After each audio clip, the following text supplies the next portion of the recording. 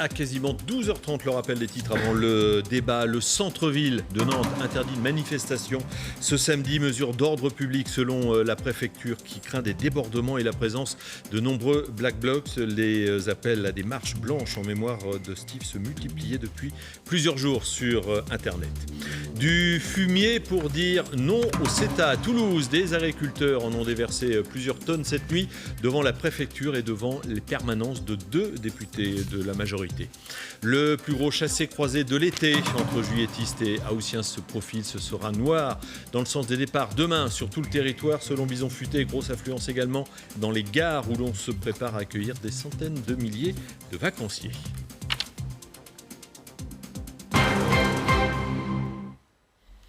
Et bienvenue dans le débat de la mi-journée sur LCI pour commenter l'actualité de ce vendredi 2 août. Aude Luquet, bonjour. Vous êtes député MoDem de Seine-et-Marne, de maire également. Jean-Marie Villain, maire centriste de Viry-Châtillon. Bonjour. Et Valérie Beuriot, maire communiste de Brionne. C'est dans ce beau département de l'Eure. Les deux autres sont aussi très, très beaux comme département. Et également Bruno Gollnisch, membre du bureau politique du Rassemblement national. Bonjour à vous quatre. Alors, on va commencer par une question. Y a-t-il un risque demain à Nantes et dans plusieurs villes de France? Des appels à des rassemblements sont lancés sur les réseaux sociaux pour rendre hommage à Steve Canisso. Le préfet de Loire-Atlantique craint des débordements et interdit tout rassemblement. Vous voyez la carte en centre-ville. Les enquêtes se poursuivre, on en parlera dans quelques instants. Mais qu'est-ce que vous dites de cette interdiction? Est-ce que c'est une sage précaution, une bonne réponse, ou ça risque de mettre un petit peu de l'huile sur le feu? Allez, tour de table, on commence avec vous. Je crois qu'un petit peu des deux. Je crois qu'il y a effectivement une nécessité de rendre hommage à Steve Canisso et de permettre à toutes les personnes qui le connaissaient et aux Nantais de pouvoir lui rendre hommage. L'explication qui a été apportée par le préfet de Loire-Atlantique a été très claire. Il y a effectivement un risque de débordement. Et je crois que la violence, ça ne serait pas une réponse, en tous les cas, adaptée pour rendre hommage à une personne qui est décédée. Alors, on précise que Nantes, comme Rennes ou Toulouse, ce sont des villes où parfois, on l'a vu ces derniers mois, c'est parfois un peu plus chaud, si on peut dire, qu'ailleurs. Oui, en attendant, c'est quand même malheureux que le ministère de l'Intérieur n'ait pas la capacité à prévoir quand même, et puis en amont, de façon à justement permettre à ce que ces personnes qui souhaitent lui rendre hommage, parce que bien entendu, il n'est pas question de parler d'autres personnes, mais toutes ces personnes qui souhaitent lui rendre hommage, c'est malheureux qu'on en arrive encore à leur imposer quand même soit un parcours, enfin quelque chose qui ne leur permette pas de le faire aussi librement qu'il aurait été souhaitable de le faire. Je pense que la famille a déjà eu un long moment d'attente justement avec cette recherche. Ça a été très compliqué, j'imagine fort bien l'état de désarroi de ses amis, de sa famille, et de se dire qu'encore une fois, ce qui revient là sur l'actualité, c'est non pas le fait de lui rendre hommage, mais plutôt de ne pas pouvoir le faire dans les meilleures conditions. Je pense que le ministère de l'Intérieur, à un moment donné, devrait prendre ses responsabilités pour pouvoir organiser du mieux possible. Je sais bien que c'est pas facile, c'est un vœu pieux, mais je pense quand même qu'il faudrait se dire qu'on a quand même en France les moyens, on a des forces de l'ordre qui sont de grande qualité. Moi, je tiens d'ailleurs à leur rendre hommage à cette occasion. Et donc, si les grandes têtes pensantes du ministère ne sont même pas capables d'organiser une manifestation de soutien à un jeune homme comme ça qui est décédé dans des conditions dramatiques, je trouve quand même que ça pose un vrai problème. Alors on en revient donc à Christophe Castaner, on reparlera de lui dans quelques instants sur cette, alors je ne sais pas comment on doit l'appeler, selon son point de vue, précaution du préfet, ou qu'est-ce que vous en pensez? Écoutez, moi je pense d'abord que cette manifestation est éminemment légitime, vu l'émotion qui a été suscitée non seulement à Nantes, mais dans tout le pays par rapport à cette malheureuse affaire. Vous avez rappelé l'attente insupportable pour les familles. Ce corps qui a été découvert fortuitement, ce ne sont pas les moyens qui ont été mis en œuvre par l'État pour retrouver Steve. J'ai entendu le préfet de Loire-Atlantique dire dans son allocution de ce matin que l'État avait les moyens de faire face à d'éventuels débordements ou d'éventuelles violences de groupes extérieurs. Je crois qu'encore une fois, il y a un problème d'anticipation et il y a un problème plus global de pilotage. de l'outil de maintien de l'ordre dans notre pays. On l'a vu évidemment à travers la crise des Gilets jaunes ces derniers mois. On l'a vu à travers un certain nombre d'événements et de manifestations. Nous avons une stratégie justement de maintien de l'ordre qui navigue à vue. Et évidemment, c'est inquiétant pour notre démocratie et c'est inquiétant pour notre pays. Bruno Gollnisch. Je crois que l'État paye la complaisance qu'il a eue pendant très longtemps avec ces manifestants d'extrême gauche qu'on appelle aujourd'hui les Black Blocs, qui sont appelés les Antifas, etc., qui, pendant longtemps, notamment contre la formation que je représente, le Rassemblement national, ex-Front National, ont été utilisés. On a une complaisance extraordinaire. Quand j'ai commencé à faire de la politique de façon parfaitement légale, parfaitement pacifique, en organisant des réunions qui étaient autorisées dans des locaux éventuellement prêtés par des municipalités ou dans des locaux privés, pratiquement 2 réunions sur 3 étaient physiquement attaquées. Le ministre de l'Intérieur socialiste de l'époque, M. Jox, louait cela et disait c'est tout à fait normal, le harcèlement démocratique. Il appelait ça le harcèlement démocratique à l'encontre du Front National. Là, pour le coup, ces manifestants violents qui polluent aussi bien les manifestations des Gilets jaunes, etc., ils devraient être depuis très longtemps connus, répertoriés, traduits devant la justice, et leur place, compte tenu des déprédations auxquelles ils se livrent, ou des violences incroyables auxquelles ils se livrent, devraient être en prison. À part cela, la jurisprudence du droit public français, elle est connue depuis un arrêt séculaire, qui est l'arrêt Benjamin. Voilà. Le droit de manifester est un droit constitutionnel en France. Le risque de trouble à l'ordre public n'est un motif légitime d'interdiction que si la puissance publique, en l'occurrence le préfet, etc., fait la preuve qu'il n'a pas les moyens de faire face à cette menace. Est-ce que c'est le cas ? Si c'est le cas, c'est très inquiétant. Si ça n'est pas le cas, c'est un abus de pouvoir. On parlera de Christophe Castaner, parce que là, vous l'avez un peu dédouané sur parce que vous dites le mal est ancien en ce qui concerne les Black Blocs, et ça ne remonte pas à Christophe Castaner, c'est forcément. Vrai, ça ne signifie pas que j'approuve la politique de M. Castaner, mais on y reviendra, et je vous interrogerai là-dessus. D'emploi des forces de l'ordre. On ne va pas remonter non plus à M. Marcellin, et on ne va pas remonter aux activistes d'extrême droite d'Occident ou de GUD. Vous auriez sans doute beaucoup de choses à dire, mais vous l'avez oublié dans votre discours. Non, mais vous les avez largement soutenus. Non, je n'en ai jamais fait partie. Et je peux vous dire, j'ai été étudiant à Nanterre pendant 4 ans, je ne les ai pas vus. J'ai vu en revanche les violences quotidiennes de l'extrême gauche. Bon, sur les images, on voit Christophe Castaner, on va parler lui dans quelques instants, donc il visite l'aéroport d'Orly. Christophe Castaner extrêmement présent ces dernières heures, en déplacements multiples et variés, voilà, dans une salle a priori de commandement ou de contrôle aérien. Le ministre de l'Intérieur qui pourrait prendre la parole d'ici quelques minutes. Alors on le sait, des enquêtes sont en cours, notamment celle de l'inspection générale de l'administration. L'IGPN a rendu ses conclusions sur cette affaire de Nantes. Il n'y a pas à remettre en cause l'intervention des forces de l'ordre, peut-on lire notamment, mais l'un des participants met en cause les conclusions. Il s'appelle Romain, et voilà ce qu'il déclare. Je n'ai rien contre la police, je n'ai rien contre l'IGPN, je veux simplement que la vérité soit dite telle qu'elle est, puisque si je suis venu si tôt porter plainte, c'est justement parce que je voulais qu'une action soit menée. Donc qu'on dise que je n'ai pas répondu aux appels de l'IGPN ou même à leurs mails, que je n'ai pas reçu d'ailleurs, c'est faux. Donc je suis prêt à être écouté et je voulais être écouté durant l'enquête administrative, ce qui finalement ne sera pas possible puisque l'enquête administrative a été clôturée.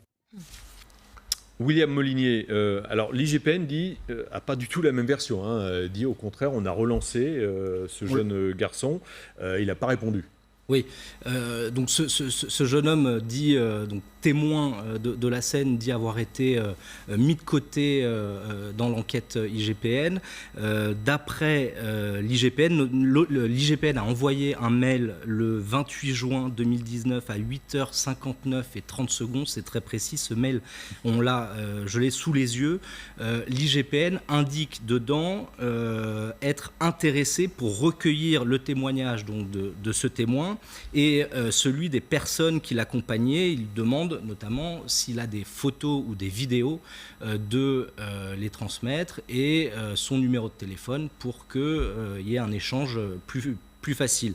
Effectivement, ce témoin dit n'avoir jamais reçu ce mail. Toujours est-il que, alors c'est parole contre parole évidemment, toujours est-il que l'IGPN aurait dû relancer, aurait dû récupérer les coordonnées de ce témoin, d'autant plus que ce témoin a, dans le cadre de l'enquête judiciaire, déposé ses coordonnées, et c'est évidemment ce que dit l'avocat de ce témoin qui s'étonne que l'IGPN se contente juste d'envoyer un seul mail et de ne pas récupérer les coordonnées qui sont, elles, bien présentes, cette fois-ci dans le cadre de l'enquête judiciaire. Et effectivement, ce témoin sera évidemment entendu dans le cadre de l'enquête judiciaire confiée à l'IGPN pour mise en danger de la vie d'autrui. Oui, donc encore plusieurs enquêtes qui sont en cours. Ce qui peut quand même paraître peut-être un peu paradoxal, mais vous allez me donner votre avis, c'est qu'il y a, et William vient de nous le rappeler, beaucoup d'interrogations, de zones d'ombre dans cette affaire. N'empêche que ça s'enflamme, il y en a qui parlent d'affaires d'État, un préfet qui interdit déjà des manifestations, etc., etc. Enfin, comment vous analysez ça? Parce que voilà, beaucoup d'interrogations, des zones d'ombre, mais ça s'enflamme. C'est un peu l'image de la société française en ce moment ou... Je ne sais pas, je crois que ce qui est dramatique, c'est déjà effectivement que ce soit sur ce qui s'est passé pour un jeune homme qui a perdu la vie. Je crois qu'il faut quand même le rappeler. Aujourd'hui, il y a effectivement 3 enquêtes qui ont été menées. L'IGPN, il va y avoir l'enquête administrative, il va y avoir l'information judiciaire. Aujourd'hui, je crois qu'on doit attendre des explications avant de demander des têtes, avant de dire qu'il y a effectivement un problème.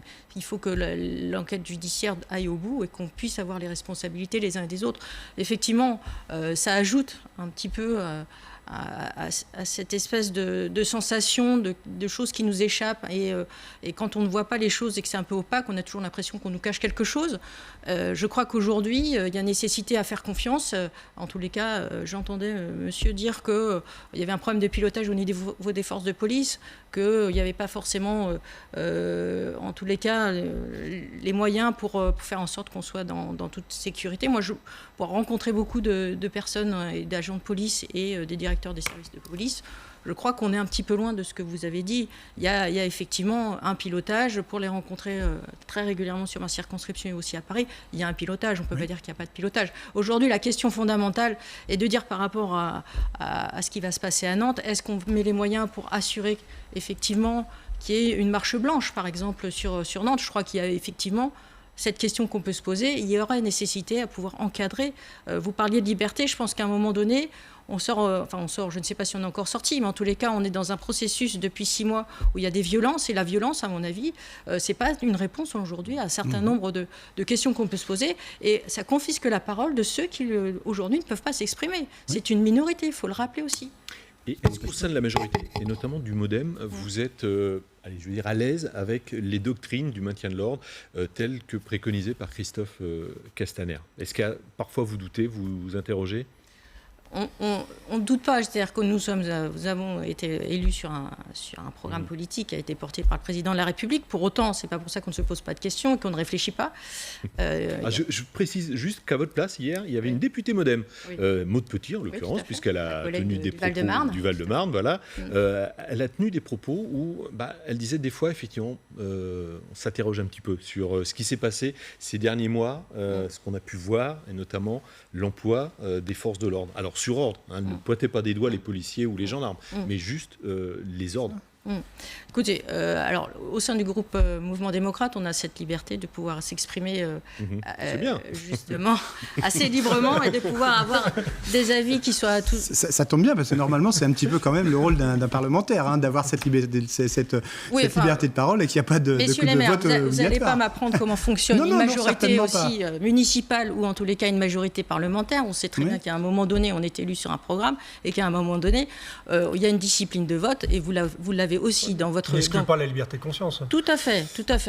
C'est pas l'objet. Moi, je dis simplement qu'à un moment donné, on a, nous, nos personnalités, comme vous avez aussi au sein de vos conseils municipaux des personnalités différentes et qu'on peut s'exprimer effectivement, avoir un avis. Et à la fin, on prend une décision et une position de groupe. Maud Petit, effectivement, ma collègue du Val-de-Marne, voilà, on se côtoie assez largement. Effectivement, on est des fois sur des positions qui sont un petit peu différentes. On peut ne pas voter la même chose, ça arrive aussi. Et pour autant, on a cet ADN qui constitue le mouvement démocrate et notre colonne vertébrale est quand même assez solide. Sur la question que vous m'avez posée. Oui, sur Christophe Castaner, voilà, sa doctrine, sa façon de faire de la politique, son costume de ministre de l'Intérieur. Si vous deviez ajouter une phrase, il est comment ? Écoutez, pour l'avoir rencontré un peu, puisque nous avons la possibilité d'échanger avec lui, moi je crois sincèrement que le binôme qu'il fait avec Laurent Nunez est intéressant et qu'il y a les compétences et la pertinence d'avancer ensemble. Laurent Nunez a cette particularité d'avoir une connaissance plus fine en tous les cas des maintiens de l'ordre, des forces de l'ordre. Donc voilà, vous avez tout dit, hein, en filigrane. Je crois qu'aujourd'hui, on a un ministre de l'Intérieur qu'on va peut-être entendre tout à l'heure, et pour autant, il y a aussi les forces de l'ordre en tous les cas et les forces de police, on peut leur faire totalement confiance. Alors, sur les forces de police, là, je ne peux que vous rejoindre. Moi, je leur fais totalement confiance. Je n'avais pas forcément compris exactement la même phrase tout à l'heure de la part de mon collègue. Je pense que lorsqu'il a parlé des donneurs d'ordre, il parlait bien des donneurs d'ordre politiques. Enfin, en tout cas, c'est comme ça que je l'avais interprété. Bien entendu, on sait très bien que ce n'est pas les policiers. Les policiers, dans leur très grande majorité, à 99% à mon avis, voire plus, sont des gens qui connaissent très bien leur métier, qui l'ont appris, qui le font dans des conditions extrêmement difficiles. Et c'est plutôt ces conditions, c'est plutôt les ordres qu'ils reçoivent du politique qui peut poser problème. C'est ça, à mon sens, ce qui peut ressortir des différentes situations. On en a encore un exemple là, cet exemple de Nantes, où on en arrive à dire on ne peut pas organiser une manifestation qui est plus qu'une manifestation, c'est une marche de soutien. Vous parliez de marche blanche, je l'interprétais moi, en tout cas de cette façon, de la part des personnes qui voulaient se rendre sur cette manifestation.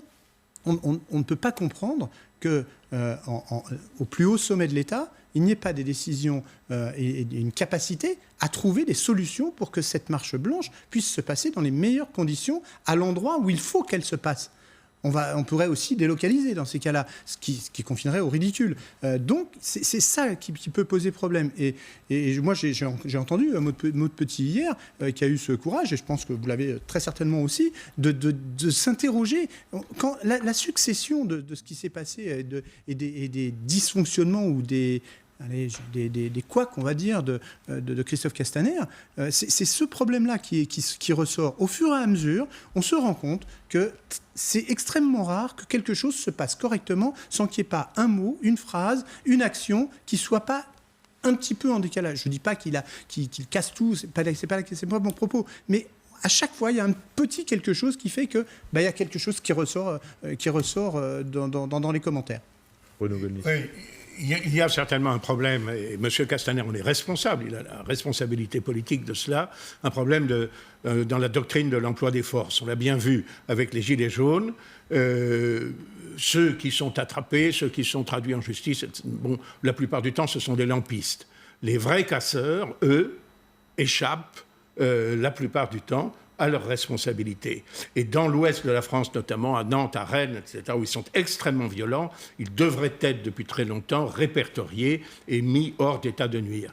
Dans cette triste affaire aussi, je voudrais dire quand même quelque chose. Il y a une responsabilité que l'on élude totalement, c'est ceux qui n'ont pas respecté les règles et les normes.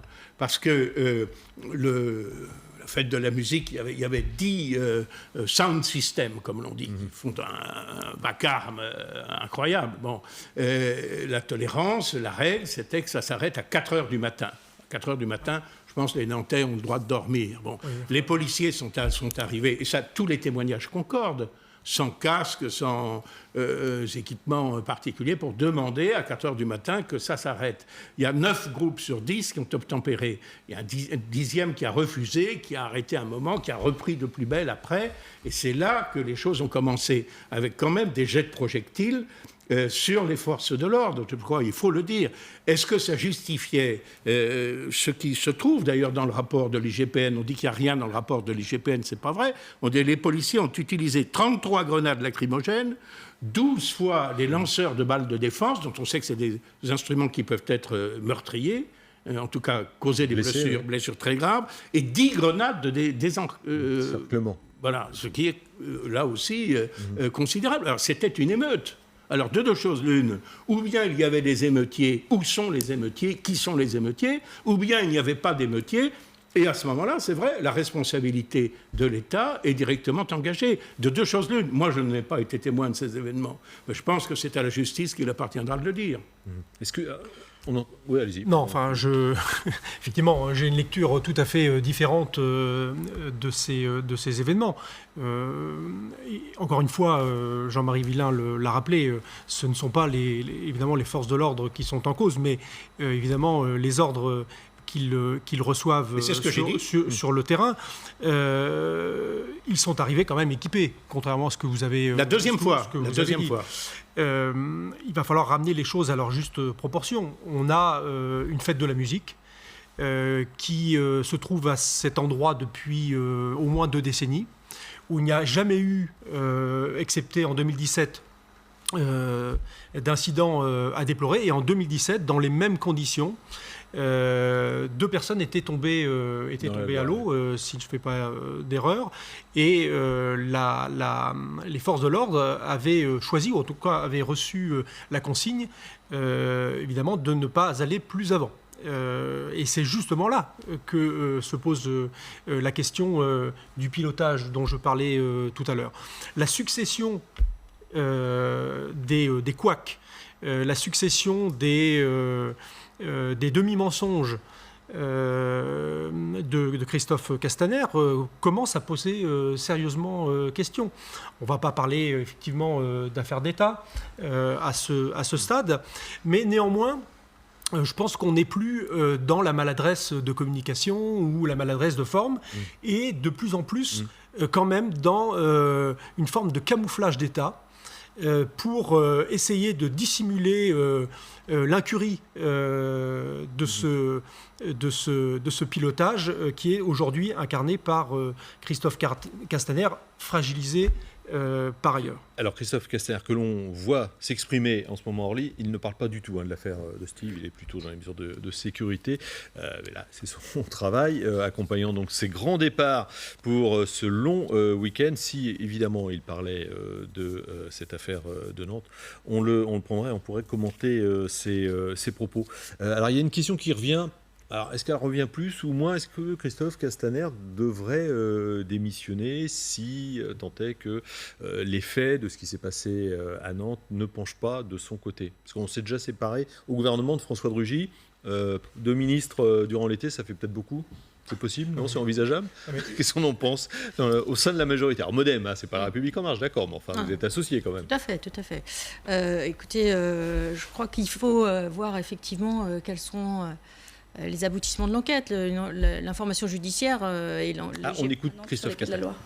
Les seules informations que j'ai, c'est celle du rapport de l'IGPN qui a été présenté il y a quelques jours et dont vous avez connaissance, qui soulève des questions. Parce qu'il n'apporte pas toutes les réponses, nous avons décidé avec le Premier ministre de compléter l'enquête par la saisine de l'inspection générale de l'administration. Je l'ai fait dès vendredi dernier, avant même que nous rendions le rapport public, parce qu'il y avait des interrogations et ces interrogations doivent être levées. Et puis en même temps, il y a, et c'est essentiel aussi de le rappeler, les enquêtes judiciaires. Moi, je suis...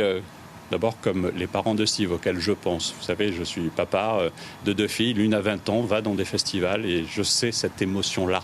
Et je voudrais penser évidemment à eux. Et puis, je suis un responsable en charge de la sécurité du ministère de l'Intérieur. Je sais aussi l'engagement quotidien et les difficultés de l'engagement quotidien des forces de sécurité. J'ai pu voir dans le rapport de l'IGPN combien les moments de fin de concerts, sur les 9 concerts qui étaient organisés à Nantes ce soir-là, ont été difficiles. Pas seulement d'ailleurs pour les forces de sécurité. Le rapport montre bien que aussi les intervenants de la sécurité civile, y compris la structure qui gérait la sécurité navale sur le fleuve, a elle aussi été prise à partie. Et donc on voit ces tensions-là. Ce que je sais, c'est que maintenant, il faut faire toute la vérité. Nous le devons aux parents, nous le devons aussi à tous les Français. Et nous devons sur ce sujet être exemplaires dans la transparence. Ce sont les consignes que j'ai passées. que nous répondions à toutes les questions. Il est essentiel de faire cela. C'est un événement grave. Un homme est mort. Je pense à ses proches et je pense aussi à l'honneur de ceux qui sont les acteurs publics qui ont été en responsabilité ce soir-là de la gestion de ce qui doit rester une fête, la fête de la musique, sur laquelle nous devons apporter toute la clarté. C'est l'engagement que j'ai pris. Nous aurons un complément d'information avec les résultats de l'inspection générale de l'administration, mais nous aurons surtout aujourd'hui l'enquête qui est menée sous l'autorité du procureur, d'un juge d'instruction, pour que toute la vérité soit faite. Est-ce que vous craignez des débordements demain à Nantes ? D'abord, vous dire que je comprends parfaitement cette volonté d'un hommage, d'un rassemblement. Mais je ne connais pas d'hommage qui se fasse dans la violence. Cela n'existe pas. Si certains veulent semer la violence à Nantes ou ailleurs, ils voudront au fond récupérer cet événement. Et c'est insupportable. J'en appelle vraiment au respect de la souffrance des parents, au respect de la souffrance et de l'émotion légitime de ceux qui se posent des questions, de ceux qui peuvent dans le débat politique aussi me mettre en cause et mettre en cause le ministère de l'Intérieur, je l'entends parfaitement. Et ceux qui viendraient pour commettre des violences se trompent et seront responsables de cela. Mais vous savez, on a tous, vous, moi, aussi en mémoire de nos expériences passées. J'ai le souvenir d'émeutes urbaines qui ont été organisées à la suite du décès de Rémi Fraisse. Et j'ai en tête ces événements-là. Donc oui, il est important que nous nous y préparions. Le préfet du département de Nantes, mais aussi les autres préfets sont mobilisés pour qu'il y ait des forces de sécurité pour que tout se passe bien. Un hommage se fait dans le calme, se fait dans le respect, se fait aussi dans l'émotion de ceux qui se rassemblent. Et j'en appelle vraiment à ce respect-là. Il est essentiel. Pourquoi avoir interdit du coup les manifestations ? Du coup, ça peut empêcher l'hommage ? Non. D'abord, il n'y a pas d'interdiction des manifestations. Il est parfaitement loisible d'organiser une manifestation demain à Nantes, le préfet l'a précisé. Le préfet a reconduit le dispositif que nous avons appliqué tous les samedis pendant les manifestations de Gilets jaunes. Donc remettons les choses à leur place. Il y a des manifestations et à Nantes, elles sont quelquefois violentes, elles l'ont été. Donc le préfet, en lien avec la ville, avait pris des dispositions. Ce sont ces dispositions qui sont reconduites demain. Donc évidemment, demain, il y a la possibilité d'organiser un rassemblement, la possibilité d'organiser une manifestation, mais elle est encadrée pour éviter justement les débordements et les violences. Mais je voudrais insister sur ce sujet. Évidemment, il est loisible d'organiser ce moment de rassemblement demain à Nantes et je m'y engage personnellement. Mais cela doit se faire dans le respect, le calme, dans la tolérance aussi, pas dans la provocation. Et je sais que ceux qui de bonne foi veulent se rassembler demain respecteront cela. Combien de forces de l'ordre sont mobilisées sur quel sera le dispositif ? Le préfet en a présenté la stratégie, il n'est pas rentré dans les détails, je ne rentrerai pas dans les détails, je lui laisse le soin d'organiser la manœuvre. Mais il y a des moyens qui sont mis à disposition du préfet pour Nantes, compte tenu du contexte particulier que nous pouvons appréhender. Pour revenir sur le rapport IGPN, le commandant de l'unité CRS qui est intervenu sur le quai Wilson a expliqué dans un compte-rendu qu'il avait choisi au moment de l'arrivée sur le quai de ne pas utiliser les gaz lacrymogènes, de peur que des gens tombent dans le fleuve. Pourquoi ce compte-rendu n'a pas été intégré à la synthèse publique rendue mardi ? Et pourquoi ce commandant, qui est opérationnel sur le terrain, n'a pas été auditionné par l'IGPN dans le cadre de l'enquête administrative ? Je ne suis pas le chef de l'IGPN et donc je ne peux pas vous répondre sur ce sujet-là. Je vous rappelle que l'IGPN fait des enquêtes administratives, fait aussi des enquêtes judiciaires sous l'autorité du procureur. Mais ce que je sais, pour avoir lu comme vous à la fois le rapport et la synthèse,